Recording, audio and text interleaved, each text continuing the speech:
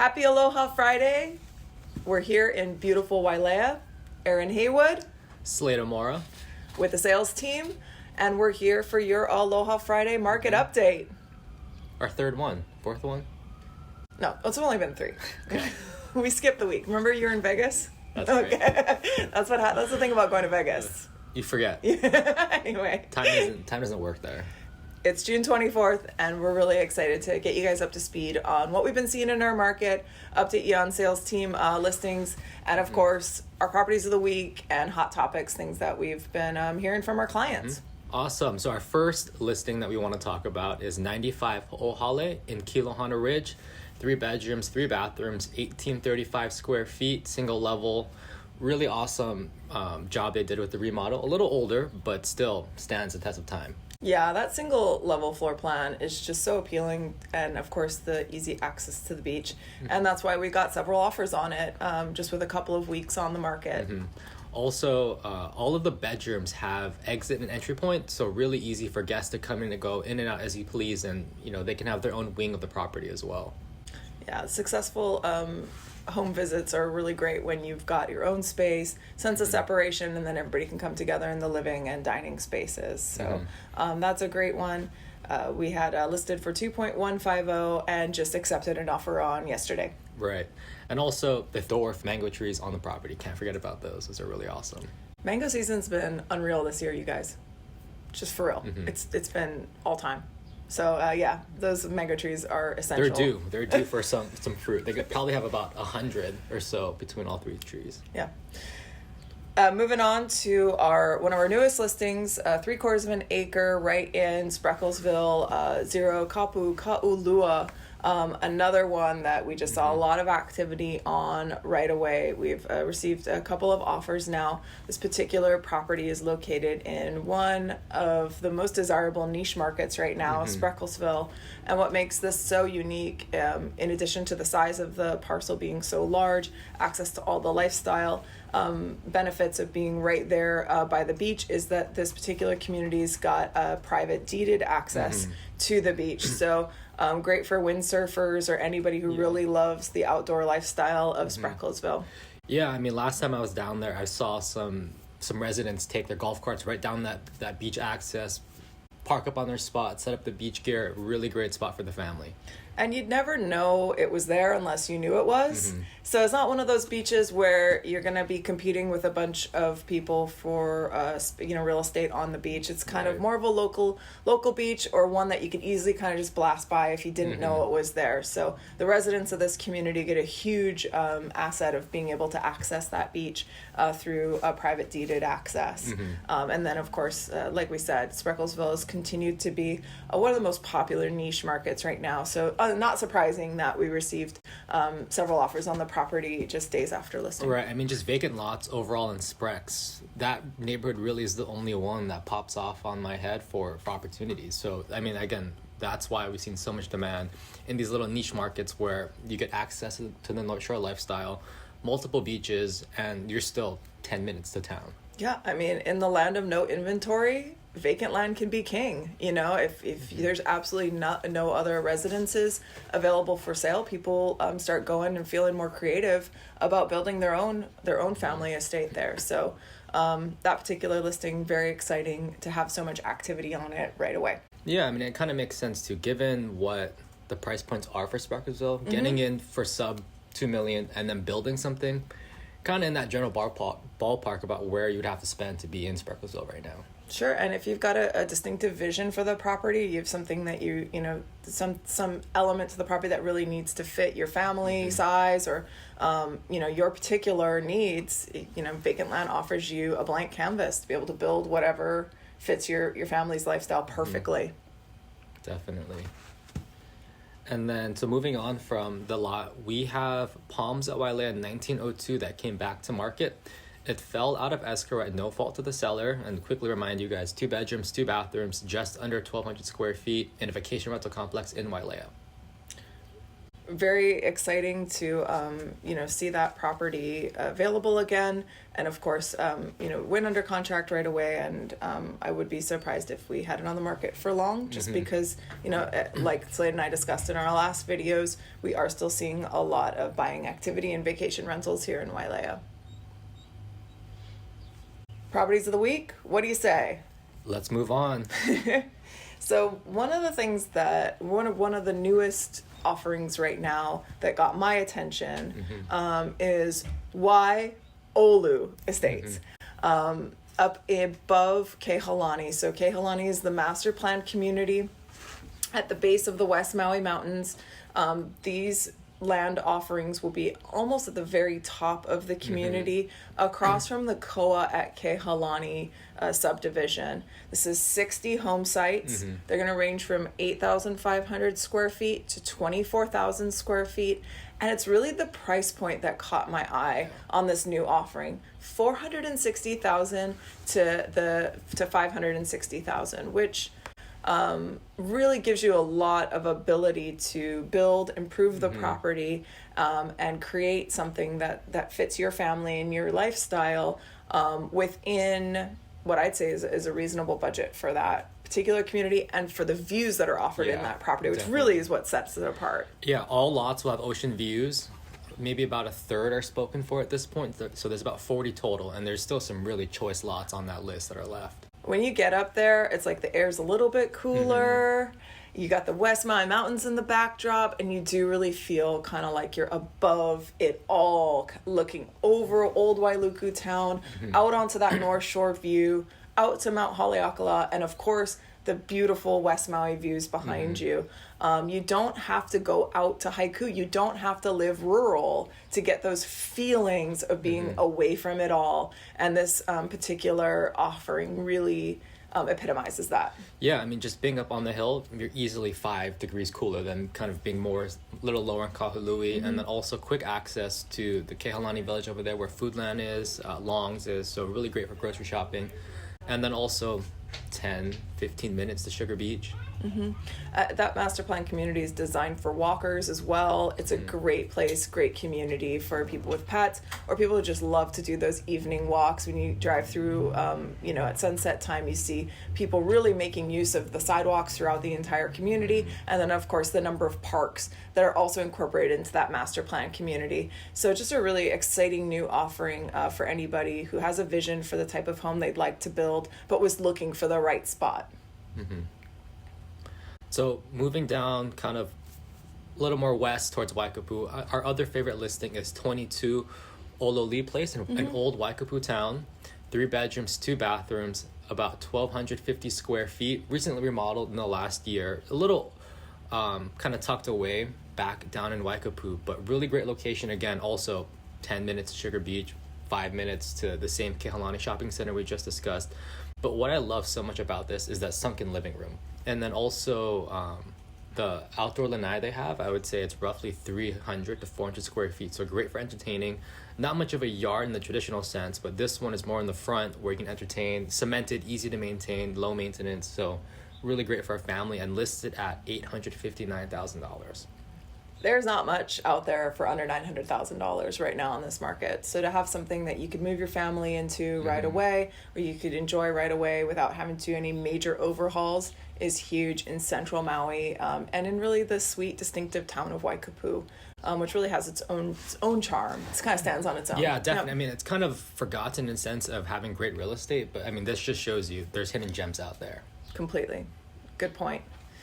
So today's hot topic, we want to touch on changing market. Of course, we see a lot of headlines about inflation and about interest rates changing and how our real estate market is changing. But, we don't have an emotional reaction to those headlines. Of course, we're going to take on the news, but then we're going to kind of stop, think about it, and really share with you how it's directly affecting our market. Because some things seem to be affecting us and others not really. So, we went back to our RAM stats, our Realtors Association of Maui stats, pulled up the May figures, and we'd like to share a couple of those with you. And then we're going to go over our interpretation or what we're actually seeing, kind of boots on the ground, and where maybe the numbers fall short. Okay. So we'll start with some quick stats. According to the May stats, in May 2022, there were 35% less sold transactions than this time last year. Also, inventory is down 27% from the same time last year. And then we're also seeing almost 50% less escrows now than we were in May 2021. Now, the stat that really popped out to me was that we're seeing that the average of all sold properties, condos, vacant land, and residential, are still closing within 99.3% of asking price. So, lower inventory and higher demand, or, continued demand is really what the stats are showing us for May. Now, of course, all of these properties that are reflecting in May are properties that went under contract approximately 2 months ago. Yeah. It's our average, 60 days, 45 to 60 days is our average escrow time. So these stats are really reflective of people making buying decisions 2 months ago. Right. Yeah, and then even though now we are seeing the shift in the change of market, June stats won't reflect that. Most likely we'll see it in probably August more or so. I would say that we're going to see the real effects of what rates have done. Like we discussed with May, they're really a reflection 2 months behind, because we do so much business and we're meeting buyers every single day. We also kind of have our personal interpretations of what's going on. And this is just going to be, our opinion and what we're seeing kind of anecdotally. But, I think the main question we're hearing from buyers is, are interest rates dramatically affecting our market? I mean, that's it. Markets are going to change when the factors that created the market change. Well, interest rates was a really big factor that was driving a portion of our buyers over the last 2 years. Now that they've shifted up 2 points, Slade, what is your interpretation? How are you seeing that play out in your business? I mean, now I would say in terms of buyers, instead of quantity of buyers, we're seeing quality of buyers. Instead of competing against 5 or 6, now you're competing against really 2 to 3 high quality buyers that haven't necessarily been impacted in the market the same way others have, and they're really laser focused on what they're looking for. And that just goes back to the niche markets. They've maybe missed out on a few properties or weren't necessarily ready to pull the trigger, but now that they've identified what they're looking for, spent time on Maui, visited all the different regions, they've identified where they want to be. Are those buyers, in your experience, pointing to interest rates and going, hey, I would have bought a $1.2 million home and now I'm thinking one, or are you kind of seeing them hold firm to their pricing? A few of them are getting pretty creative in terms of what they're trying to do. A good amount of them have cash for sure. And then they're exploring other financing options, whether it's a private money lender from a friend or trying to do something creative with a HELOC. But necessarily, I wouldn't say purchase price has been impacted too much for these buyers just because they've planned for it. They're ready at this stage in their life. And for them, even if they got a mortgage at 5-6%, they're locking in at that point. And if rates go down, they'll just refinance. So these people have done a lot of homework ahead of time, figured out a game plan about what they want to do, and are ready to stick to it. What about you? I think that's the great thing about a 30-year fixed mortgage is, the rate you lock in today is potentially the highest rate you're going to pay, right? Down the road, you can always refinance lower, but it's never going to adjust up. So I think you're right. A lot of the buyer clientele that I'm working with aren't directly affected by interest rates. I'm just not necessarily seeing it. And what I am seeing is people being very lifestyle or niche specific in what they want to own and less specific about the type of property. So, I have a buyer client who's talking about purchasing vacant land in one area, but also considering a condominium or a single family home. This particular client is so focused on the lifestyle. For them, it doesn't really matter exactly how it's going to come about in terms of the type of property. It's more about having access to the benefits and lifestyle of that particular niche community. And their thought is, well, if I buy the condo today, then I've got a place to hang my hat. I could buy vacant land down the road, have a place to stay while I build my home. Of course, if I buy my home right away, that's great. But if I don't fall in love, I'd like to have the versatility of being able to consider all types of property because I've made the commitment to this one specific area. And that's what I've been seeing more and more, is people being laser focused on where they want to be. Yeah, I mean, in this market, I always go back to something you mentioned. Your Uncle Fred Haywood said was, when's the best time to buy real estate on Maui? When you can afford it. Exactly. I mean, and I think that's kind of the story at this point. I mean, historically, Hawaii real estate has always performed generally well, up and to the right for the most part, if you look at over the long term. So even though there may be bumps in the road in the short term, long term, Hawaii and Maui real estate has always been a good investment for a lot of families in Hawaii. Yeah, and I think a lot of our clients are seeing that, and they're having fun. It's you're having fun along the way, and that's for me what I'm seeing. A lot of my clients really focusing in on is this is a place that they want to be. And as Slade said, a lot of these buyers are people that have been focused through the entire pandemic, but for whatever reason didn't make a purchase in the last 2 years. And it's like they're coming back with even more drive and more focus. And I think that's why you are going to continue to see, or at least we are continuing to see, people come in at pricing very close to ask, and people being very aggressive when going after properties in these highly desirable niche submarkets. And yeah, this, we don't want anybody to get confused. Interest rates are definitely affecting our market. So they're affecting us, but like Slade, it means that we're going, like Slade mentioned, it means we're going from 5 qualified buyers to maybe 3.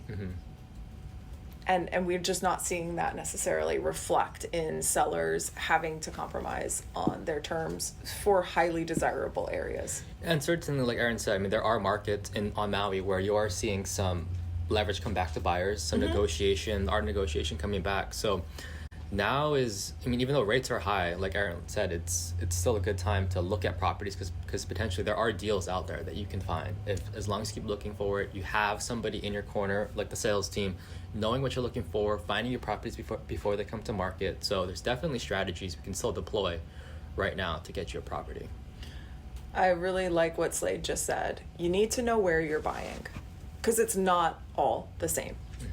If you're buying in one area, you could be competing against more people that had been looking for financing. But if you're buying in another area, you could be going up against some people that don't need that financing. So consulting with professionals like ourselves, coming up with a game plan and being as focused as those other buyers that are out there is really what you need to have. It's really the key to success in this market.